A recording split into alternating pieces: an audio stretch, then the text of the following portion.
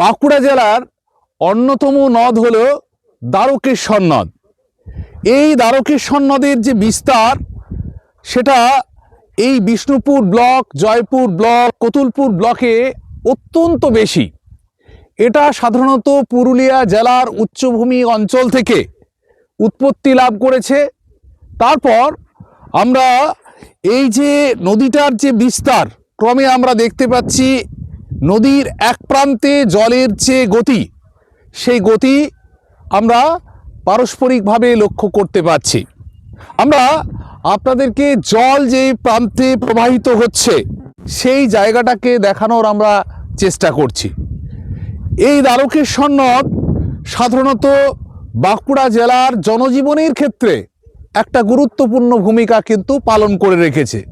স্বাভাবিকভাবেই এই নদীর বিষ্ণুপুর, জয়পুর, কতুলপুর এবং আরামবাগের গোঘাট এই জায়গাতে সবচেয়ে বেশি ভয়ঙ্কর আকার ধারণ করেছে।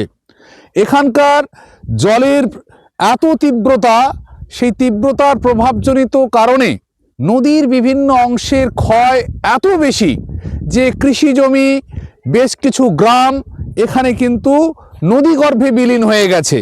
স্বাভাবিকভাবেই পশ্চিমবঙ্গ সরকারের কৃষি দপ্তরের সহযোগিতায় আমরা দেখেছি যে বিভিন্ন জায়গায় রিভার প্রোটেকশন সেচ দপ্তরের মাধ্যমে নির্মাণ করা হয়েছে, যার ফলে এই নদীতে বিভিন্ন জায়গায় কৃষি জমি এবং গ্রাম সেগুলোকে রক্ষা করা সম্ভবপর রয়েছে।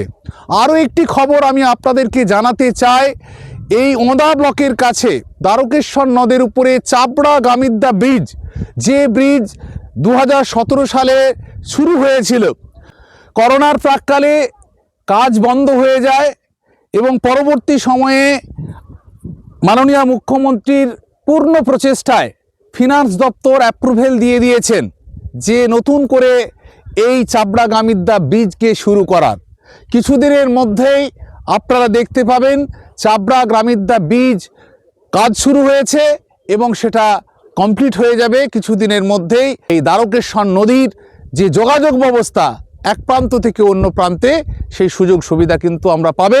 এজন্য মাননীয় মুখ্যমন্ত্রীকে আমরা আন্তরিক শ্রদ্ধা, শুভেচ্ছা, প্রণাম নিবেদন করি এবং সর্বোপরি আমাদের সেনাপতি অভিষেক বন্দ্যোপাধ্যায়ের পূর্ণ সহযোগিতায় এই কাজ কিন্তু সম্পন্ন হতে চলেছে।